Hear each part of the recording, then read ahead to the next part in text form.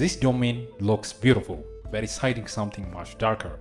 And it all starts with a quest most players ignore. If you haven't unlocked this yet, here's how it works. You need to start a world quest in Dorman Port on the north side near the teleport waypoint.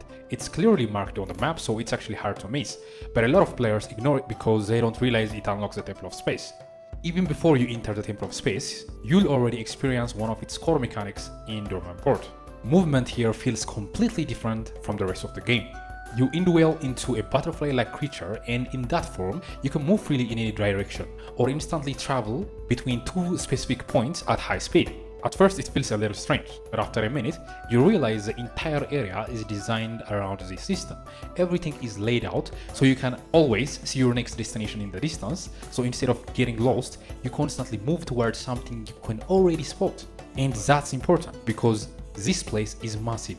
But the gameplay mechanics are only the surface, because once you start paying attention, the Temple of Space becomes a lot darker than it looks. Now, this next part is lore. This isn't just a domain, it's basically a museum of fallen civilizations. Entire worlds that already collapsed are preserved here, almost like exhibits frozen in time. And the people inside?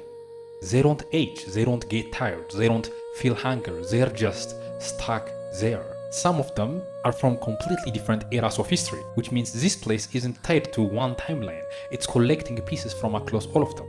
And here's the part that makes it even worse. The only way to leave the Temple of Space is to climb to the top and give up your memories. So escaping literally means losing everything you know. Who you are, where you came from, all of it is gone. Now, let's talk about combat, because you will run into enemies while exploring.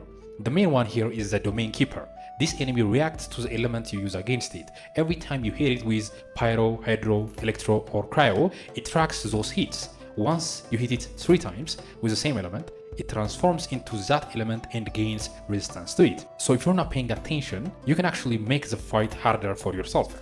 But realistically, most players won't struggle here.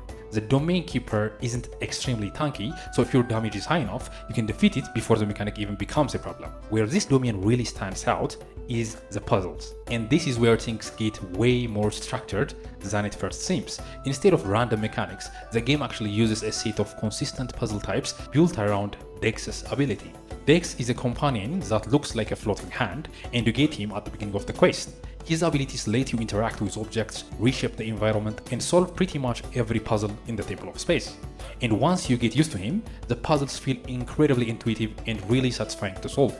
First, you have path bridging puzzles. You basically grab and move bridges using Dex to create new paths forward. It's simple, but it's used a lot in Traversal. Then there are elemental cube display cases. For this, you need to find the correct number of cubes and match them with the right element to restore the exhibit. So it's more about observation and matching than movement. You'll also run into relic display cases. This let you stretch and reshape the structure itself using Dex until it fits correctly. So instead of placing objects, you're actually modifying them. One of the most unique mechanics in this world is a painting. You pick up a painting and try to match it with the real environment. And as you get closer to the correct location, the frame starts glowing gold, which tells you you're on the right track. In some cases, this even lets you access entirely new paths. Then there is spatial dragging, which is a kind of core mechanic. You grab objects and move them to where they're supposed to be, whether that's platform, walls, or entire structures. Some puzzles build on that with malleable platforms that let you reshape and expand surface to create new routes. And in certain areas, you will use something called building towers on sand. You break down structures and rebuild them into something new, which can even be used to block enemies or create cover.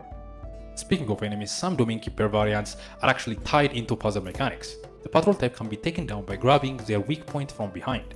And finally, there are Marazanati Cascades. These have exposed weak points that you can grab and tear apart using Dex. So overall, the puzzle system isn't random, it's layered. Once you recognize the patterns, you stop guessing and start solving things much faster. Now, at the center of everything is one of the most important locations in the entire domain, the memory core. This is essentially a storage system for information about lost civilizations. All the knowledge, history, and remnant of these worlds are gathered there. As you explore, you'll collect something called memory factors. You can offer this to the memory core to level it up and unlock rewards. And at level 1, you'll also get a compass. which makes exploration a lot easier.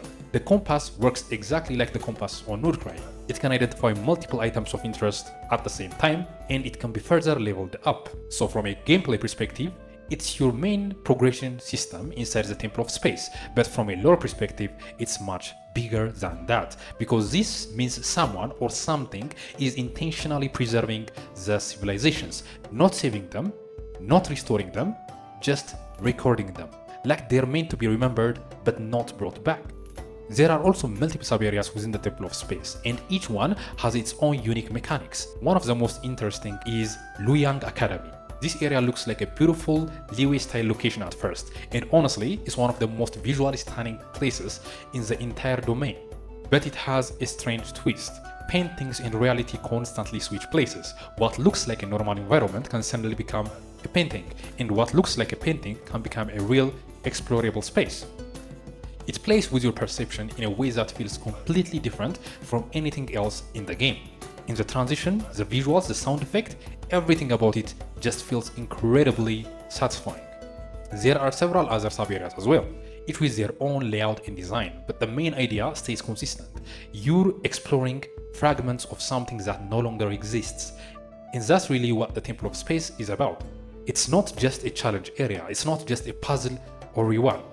It's a collection of endings. Every structure, every memory, every person here represents a civilization that failed. Instead of disappearing completely, they were placed here, frozen right before extinction. So yeah, this place is way more than it seems at first. And the deeper you go, the more it feels like there's something bigger behind it all. Because someone created this, someone is maintaining it, and we still don't fully know why.